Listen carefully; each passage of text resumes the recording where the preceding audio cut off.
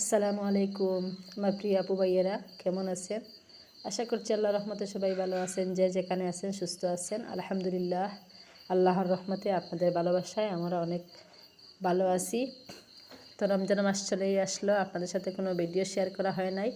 কারণ হচ্ছে আমার কোথায় বুঝতে পারছেন, আমার একটু অসুস্থ, সর্দি জ্বর, তাই আপনাদের সাথে কোনো রকম ভিডিও শেয়ার করতে পারতেছি না। ভাবলাম আজকে একটা ছোটোখাটো ভিডিও শেয়ার করে নেই। আশা করছি আপনাদের আজকের ভিডিওটি আপনাদের কাছে অনেক অনেক ভালো লাগবে। ধৈর্য সহকারে আমার ভিডিওটি দেখে নেবেন। ফুল ভিডিওটি দেখলে আপনাদের কাছে অনেক ভালো লাগবে। তো আমি আজকে চুলাটা মুছে রান্নাটা স্টার্ট করে দিলাম। যেহেতু ইফতারে রান্না করব, সেহরি রান্না করব, সেই জন্য আমি 2:30টার সময় থেকে রান্না স্টার্ট করে দিচ্ছি। এখানে আমি চাউল নিয়ে নিচ্ছি। যেহেতু সন্ধ্যার টাইমে ইফতার পরে ভাত খাবো, সেহরির সময় ভাত খাবো, সেই পরিমাণ মতো চাউল নিয়ে আমি চালগুলো ধুয়ে তারপরে রান্না করে নিব। দেশের বাইরের যে আপু ভাইয়েরা, আঙ্কেল আন্টিরা প্রতিদিন আমার ভিডিও দেখেন বা আমার চ্যানেলে এসেছেন বা আমার চ্যানেলটি সাবস্ক্রাইব করে রেখেছেন, তাদেরকে আন্তরিক শুভেচ্ছা। আমার মন থেকে আপনাদের সবার দোয়া রইল। আপনারা বেশি বেশি করে আমাদের জন্য, সবার জন্য সবাই দোয়া করবেন। সবাইকে সাপোর্ট করি। সবাইকে সাপোর্ট করার মূল উদ্দেশ্য হলো, সবাই তো ব্লগ করতেছি অনেক আশা নিয়ে, সেই জন্য আপনারা আমাকে সাপোর্ট করবেন। যেহেতু আপনারা আমার পরিবার, আপনাদের সাপোর্ট একান্ত আমাদের দরকার। আমি বাটটা দিয়ে দিলাম। এই যে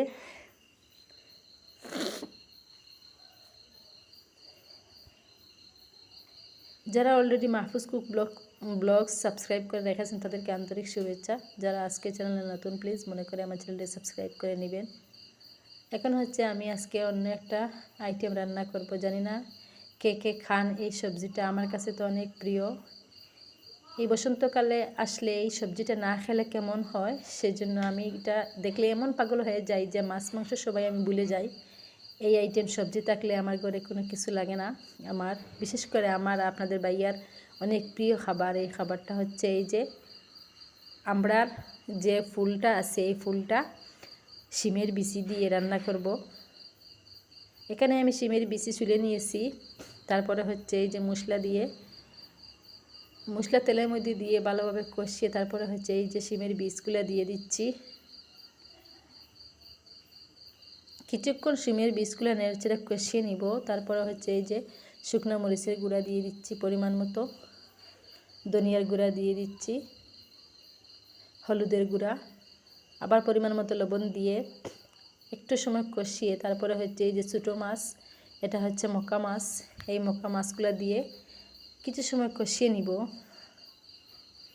কিছু সময় কষানোর পর এই যে আমড়ার এই ফুলটা দিয়ে দিলাম।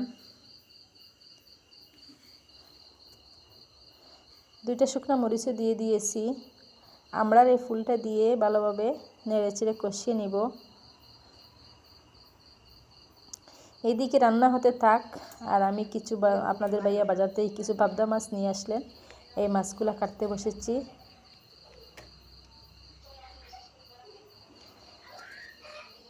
ভিডিওটি দেখে যারা এখনও ভিডিওতে লাইক দেননি, ভুলে গেছেন, প্লিজ আপনারা একটি লাইক দিয়ে যাবেন।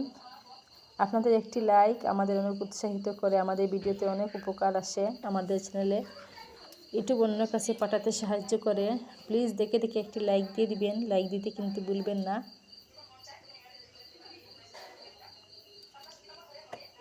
একটু সাপোর্ট করবেন আমাকে, একটু ধৈর্য সহকারে আমার ভিডিওগুলো ফুল ওয়াচ করবেন, তাহলে আমার চ্যানেলটি একটু গ্রো হবে। নিয়মিত ইউটিউবে কাজ করতে পারতেছি না, সেই জন্য আমার চ্যানেলটি একদম নষ্ট হয়ে যাচ্ছে। তারপরে এই যে আমি মাছগুলো কেটে নিয়ে একটু লবণ দিয়ে, আমি যেদিনই মাছ ধুই না কেন, বড় মাছ হোক আর ছোটো মাছ হোক, লবণ দিয়ে মেখে দেওয়ার চেষ্টা করি, তাহলে তাড়াতাড়ি পরিষ্কার হয়ে যায়। দেখুন মাশাআল্লাহ, মাছগুলো তাড়াতাড়ি পরিষ্কার হয়ে গেছে। আপনারা ভিডিওর মাধ্যমে দেখতে পাচ্ছেন কি সহজে এই মাছগুলো পরিষ্কার হয়ে যায়। একটু লবণ দিয়ে মেখে তারপরে ধুয়ে নিলে, এমনি হাত দিয়ে কষলে ধুয়ে নেবেন। দেখুন কেমন ময়লা বেরিয়েছে। তারপরে মাছগুলো ধুয়ে এই যে আমড়ার ফুলটা রান্না হয়ে গেছে।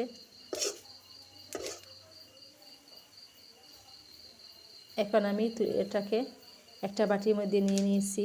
তারপরে হচ্ছে শিম রান্না করব।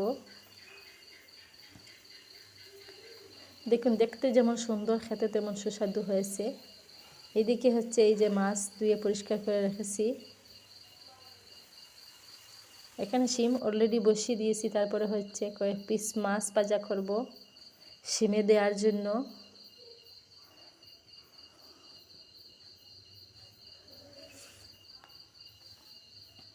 কে কোথায় থেকে আমার আজকের ভিডিওটি দেখেছেন প্লিজ কমেন্ট সেকশনে জানাবেন। আমার ভিডিওটি আজকের কেমন হয়েছে তাও জানাবেন।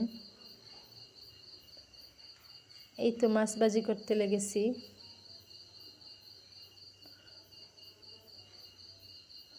আর মজার মজার কুকিং ভিডিও পেতে আমার MSK কুকিং একটা চ্যানেল আছে, নতুন চ্যানেল। সেই চ্যানেলটা সাবস্ক্রাইব করে সেই চ্যানেলে ভিডিও দেওয়া আছে, সেই ভিডিওগুলো দেখে আসতে পারেন। তারপরে হচ্ছে এই যে ইফতারের টাইম, এটা হচ্ছে ইফতারের টাইম মুহূর্তের যে ভিডিও করেছিল মেয়ে, ওই ভিডিওগুলো ইফতারের কোনো ভিডিও শেয়ার করা হয় নাই, এতদিন হয়ে গেছে, আজকে তো 3 দিন। আজকে ভাবলাম একটু ছোটোখাটো ভিডিও শেয়ার করে নেই। এই তো ইফতারে অনেকটা আইটেম রেডি করে নিয়েছি। আলহামদুলিল্লাহ, আল্লাহ তাআলা যেন কবুল করেন আমাদের ইফতার, আমাদের সবার ইফতার। যে যে রোজা রেখেছেন দেশের বাইরে যে প্রবাসের বোনরা আছেন, দেশের বাইরের যে বোন ভাইয়েরা আছেন, সবার দোয়া যেন আল্লাহ কবুল করেন, রমজান মাসের রোজাগুলা কবুল করেন। সবার জন্য দোয়া করবেন, বেশি বেশি করে মাগফিরাতের কামনা করবেন। রমজান মাস একটা অনেক ফজিলতের মাস, সবার জন্য দোয়া করার মাস। তো এদিকে হচ্ছে আমি কিছু শরবত বানিয়ে নিলাম। তারপরে হচ্ছে এই যে এখানে আমি ডিম সিদ্ধ করে নিয়েছি। তারপরে হচ্ছে পোলাও রান্না করে নিয়েছি। এখানে আমি ছোলা ভাজি করে নিয়েছি। আর হচ্ছে এই যে ডালের বড়া। এখানে হচ্ছে কিছু ডালের বড়া রয়েছিল, আমি ভুলে গিয়েছিলাম। তারপরে হচ্ছে হঠাৎ মেয়ে মনে করে দিয়েছে, মা চুলার উপরে তো ডালি বড়া রয়ে গেছে।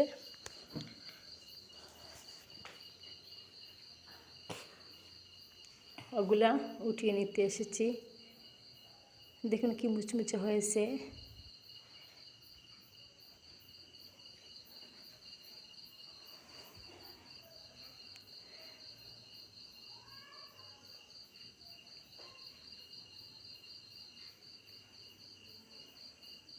এখানে এই যে চুলা, কাঁচা চুলা, সেটা চাটনি করা হয়নি। এতে আমার গাছের তুত ফল,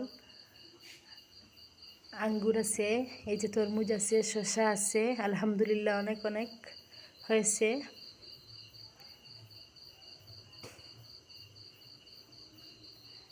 তারপরে হচ্ছে এই যে আপনাদের ভাইয়া আসার সময় মিষ্টি নিয়ে আসলেন, জিলাপি নিয়ে আসলেন।